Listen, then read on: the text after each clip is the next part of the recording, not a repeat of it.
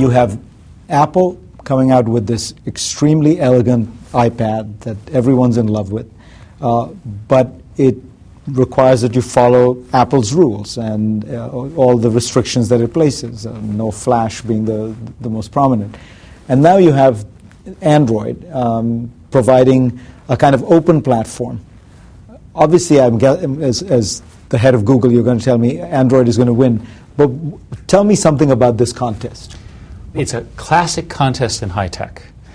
And in that contest, you have a very well-run, very focused, closed competitor who builds a great product that does something that's very useful. That would be Apple.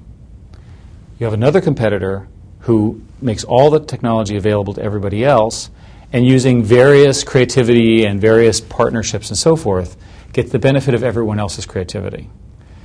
Because there are more people involved on the open side of that, that side will eventually get more volume, have more investment, therefore have more creativity and more innovation, and ultimately the end user will choose the open one over the closed one. Except right now, the open one, all these tablets that are Android-based, are, let's be honest, they're not as good as the iPad, and they're more expensive, which strikes me as unusual.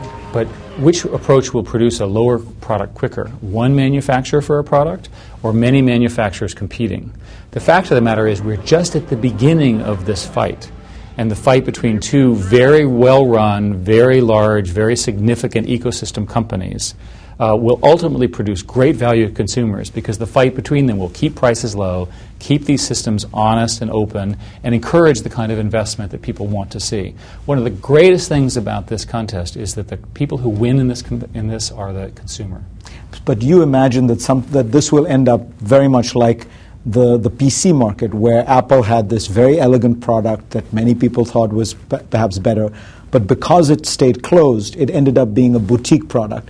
And yours will be open, much larger, many more users and many more applications. There's pride in both approaches, but they're completely different. In Apple's case, they can continue to build beautiful and excellent products. The ecosystem that Google represents will continue and already has more volume, more users, and will have more investment in the platform. You once said to me mobile phones will be 100 times more powerful than they are in 10 years. That sounds difficult to imagine. Well, think about mobile phones a decade ago, and you can see that it is 100 times faster today than it was 10 years ago. How quickly we forget the primitive world that we lived in 10, 15 years ago. The fact of the matter is that the future is mobile computing, that people will carry any number of devices connected to the cloud, and those devices will provide some very interesting services. Today, your phone knows who you are, where you're going to some degree, because it can see your path. And with that, and with your permission, it's possible for software and software developers to predict where you're going to go, to suggest people you should meet, to suggest activities, and so forth. So ultimately what happens is the mobile phone does what it does best, which is remember everything and make suggestions, and then you can be just a better human and have a good time. What will the world of technology look like 10 years from now? Well, it's hard to predict 10 years, but we do know that the devices will be so much faster and so much more useful. The real revolution is in the applications.